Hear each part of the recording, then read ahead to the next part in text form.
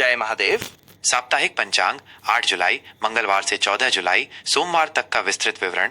यह पंचांग खगोलीय गणनाओं पर आधारित सामान्य जानकारी प्रस्तुत करता है। स्थानीय सूर्योदय, सूर्यास्त और चंद्रोदय चंद्रास्त के समय में कुछ मिनटों का अंतर हो सकता है, इसलिए अपने क्षेत्र के प्रचलित पंचांग का अवलोकन करना भी उचित रहेगा। पंचांग के 5 मुख्य अंग हैं: तिथि, नक्षत्र, योग, करण और वार दिन। इनके अतिरिक्त इसमें शुभ अशुभ समय, पर्व त्योहार और विशेष योगों की जानकारी भी दी जाती है।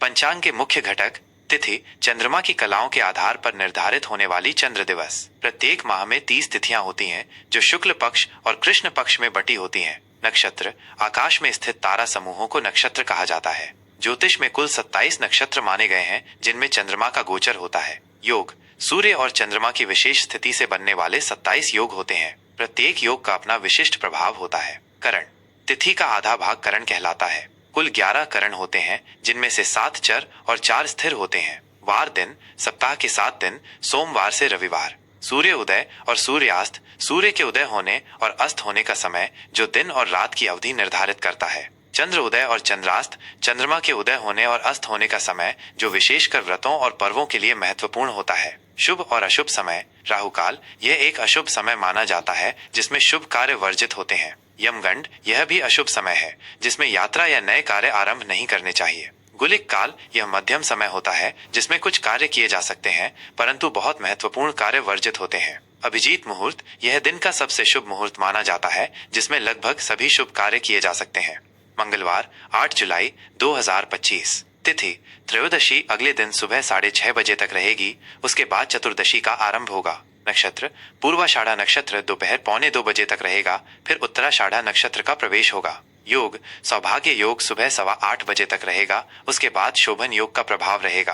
करण तैतिल करण सुबह 6:30 बजे तक रहेगा, तत्पश्चात गर करण का आगमन होगा। सूर्य उदय सुबह 5:54 बजे, सूर्यास्त शाम 7:18 बजे, चंद्र उदय सायं 5:20 बजे, चंद्रास्त अगले दिन प्रातः 4:30 बजे। शुभ अशुभ समय: राहु काल दोपहर 3 बजे से 4:30 बजे तक, यमगंड सुबह 9 बजे से 10:30 बजे तक, गुलिक काल दोपहर 12 बजे से 1:30 बजे तक, अभिजीत मुहूर्त सुबह 11:58 बजे से दोपहर 12:51 बजे तक। विशेष जया पार्वती व्रत का आरंभ: यह व्रत संतान प्राप्ति और सुखी वैवाहिक जीवन के लिए किया जाता है। बुधवार 9 जुलाई 2025। तिथि चतुर्दशी अगले दिन सुबह 4:20 बजे तक रहेगी, उसके बाद पूर्णिमा का आरंभ होगा। नक्षत्र उत्तराषाढ़ा नक्षत्र सुबह 11:30 बजे तक रहेगा, फिर श्रवण नक्षत्र का प्रवेश होगा। योग शोभन योग सुबह 6:10 बजे तक रहेगा, उसके बाद अतिगंड योग का प्रभाव रहेगा।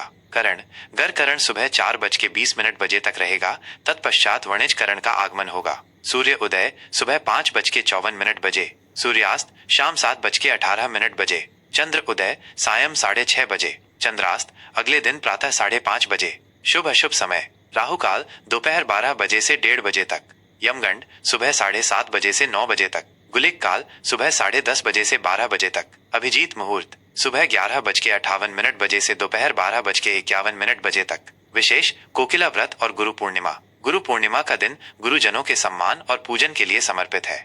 गुरुवार 10 जुलाई 2025। तिथि पूर्णिमा दोपहर 2 बजे तक रहेगी, उसके बाद प्रतिपदा का आरंभ होगा। नक्षत्र श्रवण नक्षत्र सुबह 9 बजे तक रहेगा, फिर धनिष्ठा नक्षत्र का प्रवेश होगा। योग अतिगंड योग सुबह 4 बजे तक रहेगा, उसके बाद सुकर्मा योग का प्रभाव रहेगा। करण वणिज करण दोपहर 2 बजे तक रहेगा, तत्पश्चात विष्टि भद्रा करण का आगमन होगा। भद्रा काल में शुभ कार्य वर्जित होते हैं। सूर्योदय सुबह 5:55 बजे, सूर्यास्त शाम 7:17 बजे, चंद्र उदय सायं 7:40 बजे, चंद्रास्त अगले दिन प्रातः 6:30 बजे। शुभ अशुभ समय: राहु काल दोपहर 1:30 बजे से 3 बजे तक, यमगंड सुबह 6 बजे से 7:30 बजे तक, गुलिक काल सुबह 9 बजे से 10:30 बजे तक, अभिजीत मुहूर्त सुबह 11:58 बजे से दोपहर 12:51 बजे तक। विशेष कुछ क्षेत्रों में सावन माह का आरंभ: यह भगवान शिव की पूजा के लिए अत्यंत पवित्र माह है। शुक्रवार 11 जुलाई 2025। तिथि प्रतिपदा दोपहर 11:30 बजे तक रहेगी, उसके बाद द्वितीया का आरंभ होगा। नक्षत्र धनिष्ठा नक्षत्र सुबह 6:30 बजे तक रहेगा, फिर शतभिषा नक्षत्र का प्रवेश होगा। योग सुकर्मा योग सुबह 1:45 बजे तक रहेगा, उसके बाद धृति योग का प्रभाव रहेगा। करण विष्टि भद्रा करण सुबह 11:30 बजे तक रहेगा, तत्पश्चात भव करण का आगमन होगा। सुबह 5:55 बजे। सूर्यास्त शाम 7:17 बजे। चंद्र उदय सायं 8:50 बजे। चंद्रास्त अगले दिन प्रातः 7:30 बजे। शुभ अशुभ समय राहु काल सुबह 10:30 बजे से 12 बजे तक। यमगंड दोपहर 3 बजे से 4:30 बजे तक। गुलिक काल सुबह 7:30 बजे से 9 बजे तक। अभिजीत मुहूर्त सुबह 11:58 बजे से दोपहर 12:51 बजे तक। विशेष इस दिन कोई विशेष व्रत या पर्व नहीं है। शनिवार 12 जुलाई 2025। तिथि द्वितीया सुबह 8:45 बजे तक रहेगी, उसके बाद तृतीया का आरंभ होगा। नक्षत्र शतभिषा नक्षत्र सुबह 4 बजे तक रहेगा, फिर पूर्वा भाद्रपद नक्षत्र का प्रवेश होगा। योग धृति योग रात 11:30 बजे तक रहेगा, उसके बाद शूल योग का प्रभाव रहेगा। करण भवकरण सुबह 8:45 बजे तक रहेगा, तत्पश्चात बालव करण का आगमन होगा। सूर्योदय सुबह 5:56 बजे। सूर्यास्त शाम 7:16 बजे। चंद्र उदय सायं 10 बजे। चंद्रास्त अगले दिन प्रातः 8:30 बजे। शुभ अशुभ समय राहु काल सुबह 9 बजे से 10:30 बजे तक। यमगन दोपहर 1:30 बजे से 3 बजे तक। गुलिक काल सुबह 6 बजे से 7:30 बजे तक। अभिजीत मुहूर्त सुबह 11:58 बजे से दोपहर 12 बजे से दोपहर 12 बजे तक। विशेष संकष्टी चतुर्थी इस दिन भगवान गणेश की पूजा की जाती है और चंद्र दर्शन के बाद व्रत का पारण होता है। रविवार 13 जुलाई 2025। तिथि तृतीया सुबह 6:15 बजे तक रहेगी, उसके बाद चतुर्थी का आरंभ होगा। नक्षत्र पूर्वा भाद्रपद नक्षत्र रात 1:30 बजे तक रहेगा, फिर उत्तरा भाद्रपद नक्षत्र का प्रवेश होगा। योग शूल योग रात 9 बजे तक रहेगा, उसके बाद गंड योग का प्रभाव रहेगा। करण बालव करण सुबह 6:15 बजे तक रहेगा, तत्पश्चात कौलव करण का आगमन होगा। सूर्य उदय सुबह 5:56 बजे। सूर्यास्त शाम 7:16 बजे। चंद्र उदय रात 11 बजे। चंद्रास्त अगले दिन प्रातः 9:30 बजे। शुभ अशुभ समय राहु काल शाम 4:30 बजे से 6 बजे तक। यमगंड दोपहर 12 बजे से 1:30 बजे तक। गुलिक काल दोपहर 3 बजे से 4:30 बजे तक। अभिजीत मुहूर्त सुबह 11:58 बजे से दोपहर 12:51 बजे तक। विशेष इस दिन कोई विशेष व्रत या पर्व नहीं है। सोमवार 14 जुलाई 2025। तिथि चतुर्थी सुबह 4 बजे तक रहेगी, उसके बाद पंचमी का आरंभ होगा। नक्षत्र उत्तरा भाद्रपद नक्षत्र रात 11 बजे तक रहेगा, फिर रेवती नक्षत्र का प्रवेश होगा। योग गंडी योग शाम 6:30 बजे तक रहेगा, उसके बाद वृद्धि योग का प्रभाव रहेगा। करण कौलव करण सुबह 4 बजे तक रहेगा, तत्पश्चात तैतिल करण का आगमन होगा। सूर्योदय सुबह 5:57 बजे। सूर्यास्त शाम 7:15 बजे। चंद्र उदय अगले दिन प्रातः 12 बजे। चंद्रास्त अगले दिन प्रातः 10:30 बजे। शुभ अशुभ समय राहु काल सुबह 7:30 बजे से 9 बजे तक। यमगंड सुबह 10:30 बजे से 12 बजे तक। गुलिक काल दोपहर 1:30 बजे से 3 बजे तक। अभिजीत मुहूर्त सुबह 11:58 बजे से दोपहर 12:51 बजे तक। विशेष सावन सोमवार यदि सावन माह का आरंभ हो चुका है तो यह पहला सावन सोमवार होगा, जो भगवान शिव की पूजा के लिए अत्यंत शुभ माना। जय महादेव। साप्ताहिक धनु राशिफल 8 जुलाई मंगलवार से 14 जुलाई सोमवार तक का विस्तृत विवरण। यह राशिफल चंद्र राशि पर आधारित एक सामान्य भविष्य फल है। यह आपकी व्यक्तिगत जन्म कुंडली के ग्रहों की स्थिति के अनुसार भिन्न हो सकता है, इसलिए इसे केवल एक मार्गदर्शक के रूप में देखें।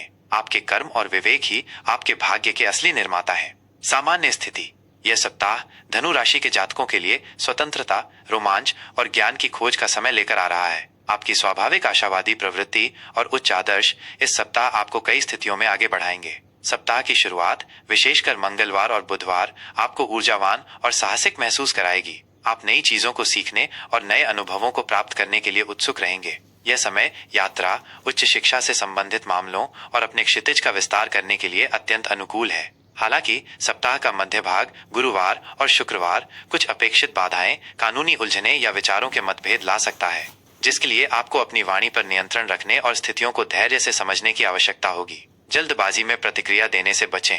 शनिवार से सप्ताह का अंत आपके लिए पुनः सकारात्मकता, आध्यात्मिक उन्नति और भविष्य की योजनाएं लेकर आएगा। आप आत्मविश्लेषण करेंगे और अपने लक्ष्यों के प्रति अधिक स्पष्ट दृष्टिकोण अपनाएंगे। यह अवधि आपको अपनी रचनात्मकता को व्यक्त करने और कुछ नए शौक अपनाने के लिए भी प्रेरित करेगी।